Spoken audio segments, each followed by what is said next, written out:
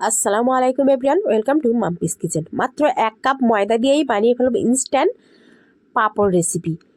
1 cup ময়দা নিয়ে তাতে দিয়ে দিলাম খাওয়ার সোডা, স্বাদ মতো নুন, আর দিয়েছি কাঁচা জিরে। তারপর শক্ত করে একটা ডো তৈরি করে নিয়েছি। তারপর লুচির মতো লেচি কেটে এইভাবে লুচির মতো বেলে নিয়েছি। তারপর উপরে একটু সাদা তেল আর উপর থেকে ময়দা দিয়ে দিলাম। তারপর উপরে আরও একটা রুটি এইভাবে দিয়ে দিলাম।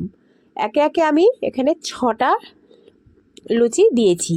তারপর হাত দিয়ে এইভাবে আলতো করে প্রেস করে বেলুনির সাহায্যে হালকা হাতে এইভাবে যতটা সম্ভব বড় করা যায় বেলে নেব। তারপর আগে থেকে একটা তাওয়া বসিয়ে একদম মিডিয়াম আঁচে উল্টিয়ে পাল্টিয়ে বারবার সেঁকে নেব। এখানে গ্যাসটা হাই করা যাবে না, লোতে একদম উল্টিয়ে পাল্টিয়ে সেঁকে নিতে হবে। তারপর শাঁকা হয়ে গেলে একটার পর একটা এইভাবে রুটিগুলো উঠে আসবে। আর দেখতেই পাচ্ছ আমার হাতটা পুরো বোঝা যাচ্ছে। একে একে সমস্ত রুটিগুলো আমি করে নিয়েছি। তারপর আগে থেকে কড়াইয়ে তেল গরম করে রেখে একে একে আমি পাঁপড়গুলো দিয়ে ভেজে নেব। তো তৈরি হয়ে গেল আমার ইনস্ট্যান্ট দোকানের মতো মুচমুচে পাঁপড় রেসিপি। তো পাঁপড় রেসিপিটা কেমন লাগলো অবশ্যই কমেন্টে জানিও। ভালো লাগলে বন্ধুদের মাঝে লাইক, কমেন্ট আর শেয়ার করে দিও। আমি তোমাদের একটা ভেঙে শেয়ার করি কতটা মুচমুচে হয়েছে, আর খেতেও কিন্তু দারুণ হয়েছিল। তোমরা অবশ্যই একবার হলেও বাড়িতে ট্রাই করবে।